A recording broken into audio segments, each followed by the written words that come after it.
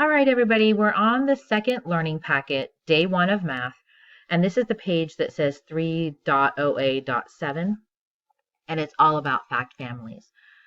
Okay, so the first fact family has been done for you, number 1. They took 8, 7, and 56 and turned it into 2 multiplication equations and 2 division equations. They took the 2 factors, 7 times 8, to make the product 56. They switched those around.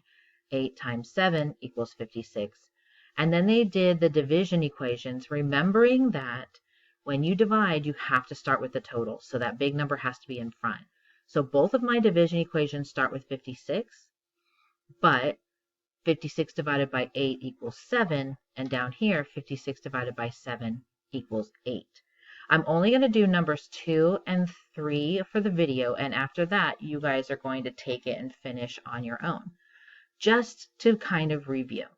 6, 7, and 42. I'm going to take the 2 smaller factors. So I'm going to take 6.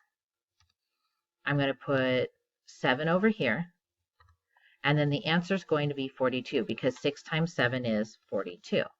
Now I'm going to switch it around using the commutative property. Now I'm going to start with the 7, put in the 6. The answer, though, is still 42. Now I'm going to go ahead and make my division. Remember, division equations have got to start with the bigger number. So 42 divided by, let's use the 6, will equal 7. And then again, for my second division problem, start with the total, 42.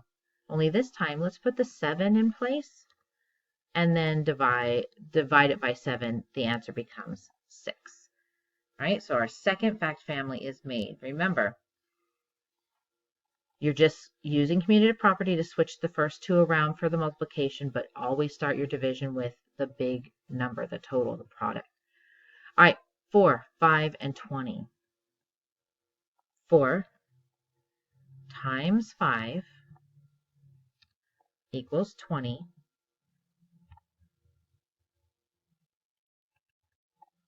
Switch those 2 around. 5 times 4 equals 20. It is not okay for you to switch it all the way around and say something like 20 times 4 equals 5. It has to be true. And 20 times 4 is not 5. That's 80. So make sure it's true. For the multiplication or for the division, start with the total, 20, divided by, let's go with 4, equals 5. I don't know why it keeps doing that. Let me move that 4 up.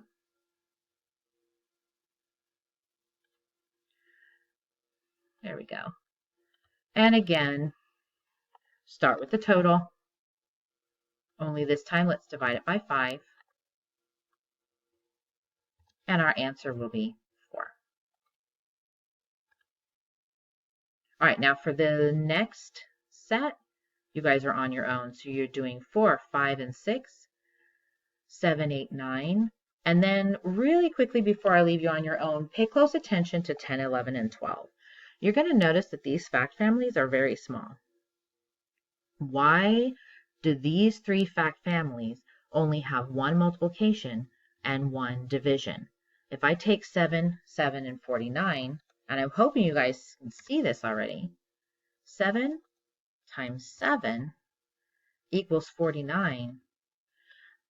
There is no way for me to switch the 7 and the 7 to make a new fact. I can't do it because 7 times 7 has already been made. Remember, you cannot say 49 times 7 equals 7 because that is not true. It has to be a true fact. So for 10, 11, and 12, pay close attention when you see doubles like the 7 and 7, the 8 and 8, the 9 and 9. Your fact family is going to only have 1 multiplication and 1 division because otherwise you're going to make twins. 7 times 7 can't be flipped around into something new. It stays the same. So why write it twice? There's no point. 7 times 7 equals 49. Now turn it into a division. And remember, when you do division, you have to start with the total. If you have any questions, make sure to post them in Google Classroom, and I will talk to you later.